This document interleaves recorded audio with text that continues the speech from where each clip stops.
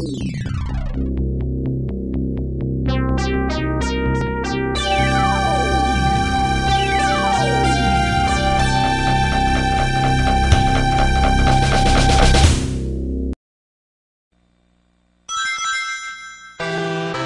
to the next level.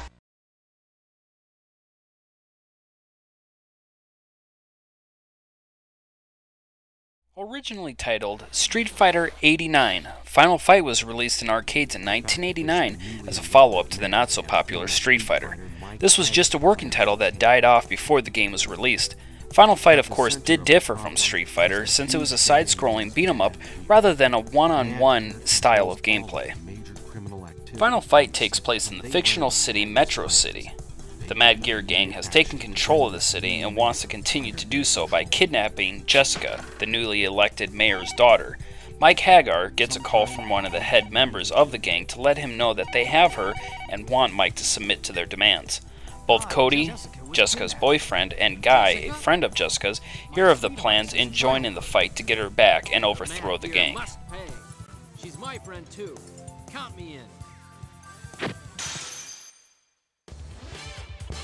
Final Fight was released on the Super NES in Japan back in 1990, and the US release followed up in 1991, with only two playable characters, Cody and Hagar, but you could only play one player at a time. It was not a two-player game. On top of the slow gameplay and graphical glitches, it was also missing the industrial stage. The Sega CD version wasn't released until 1993, but Sega had some bragging rights this time around. Titled Final Fight CD, this port had much over the Super NES version that made it closer to the arcade than the Super NES version it claimed, like in the adverts. I actually enjoyed this version over the arcade. The main difference between the Sega CD and the arcade are minor, such as a lower color palette, fewer enemies on screen, and a better soundtrack, and a bit of censorship.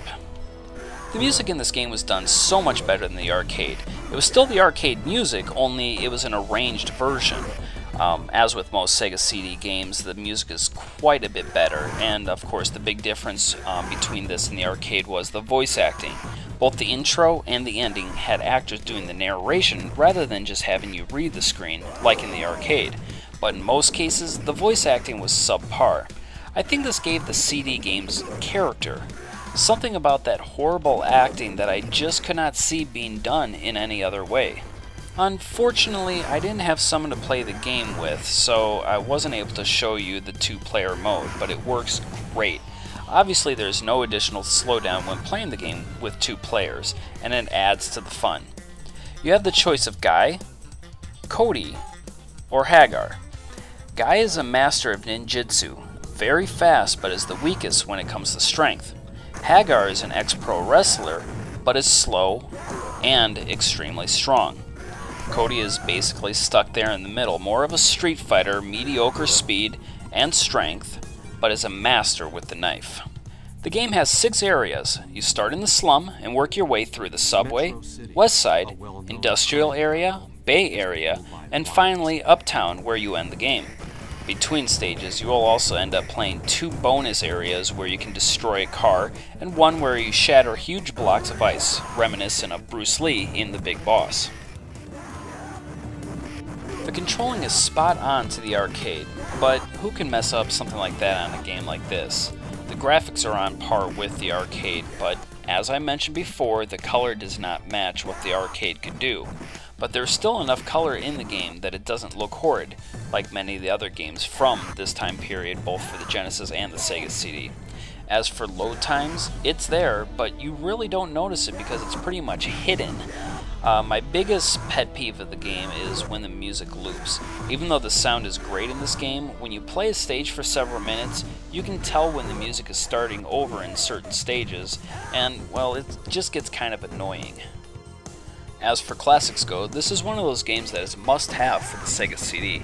I would give this game a strong retro review of 8 out of 10.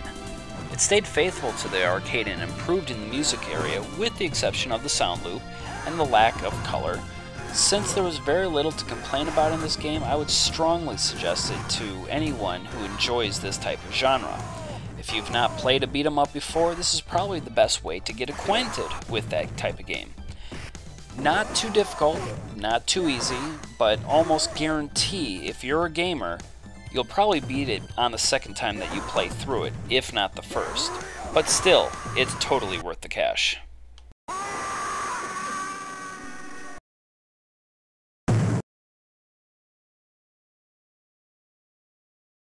Welcome to the next level.